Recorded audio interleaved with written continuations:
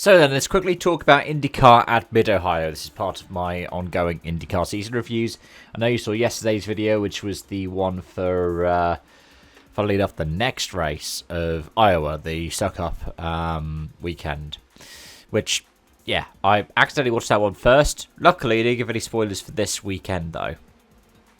And that was good for me, because it's the first one not won by Palou or by Kirkwood.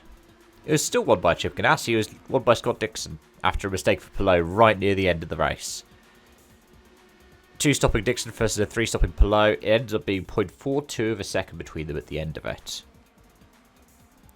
I was impressed by Lingard getting himself all the way up, running high up for a lot of the race. Colton Herta did very well as well. Ended up running a couple of laps up at the very front, but ended up with 4th place. And then rounding out the top 5 was Pato O'Ward.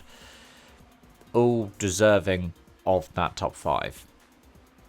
There's another weekend again where you look at the Penske's and you go, oh, that's rotten luck. Especially for Newgarden, eh? That first corner. I don't get it. Why Mid-Ohio has the unique kind of start rule in that way, where you start down the back straight. Maybe because it's a longer straight.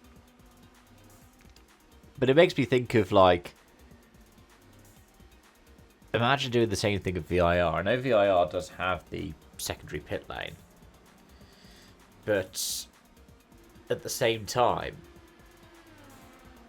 it just breeds that kind of chaos.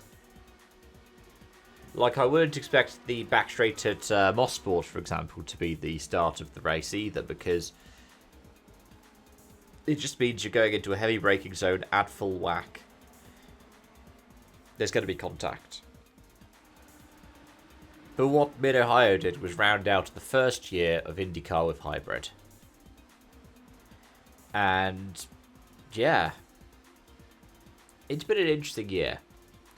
The hybrid has had some uses in some places, less uses in other. I was interested by the fact that it ran on ovals. And the fact that they can actually get some use out of it at ovals as well. Because part of me, perhaps foolishly, figured that the hybrid would only really recharge when you had something like a road course, because heavy braking zones. Because, well, that's what F1 used to do. But it's not the case, is it? So, yeah, it's an example of good implementation of these kinds of things, because also then you've got, you know, your overtake, you can restart the engine if you stall. There's lots of things that are really good about having something like a hybrid in IndyCar. And overall, it's still a good series to follow.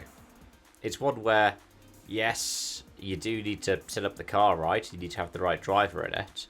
I wouldn't say that it's necessarily Honda domination, because of the fact that Chip Ganassi kept winning, and yeah, I mean, Andretti's also a Honda, isn't it? But at the same time, there is a thing where the biggest teams have the biggest budgets. They're going to be putting it into simulator work, testing, where they can, of course. But having the best people in the best places to do setup work, and having the best drivers in there to develop those setups. In the end, Palou probably could have won this race. I mean, he absolutely should have. He made a couple too many mistakes. Which, yeah, it shows that he's human, but also, he did win. Anyways, folks, those are my thoughts and feelings. Let me know any of yours in the comment section down below. As always, thanks so much for watching and joining, and until next time, it's bye for now.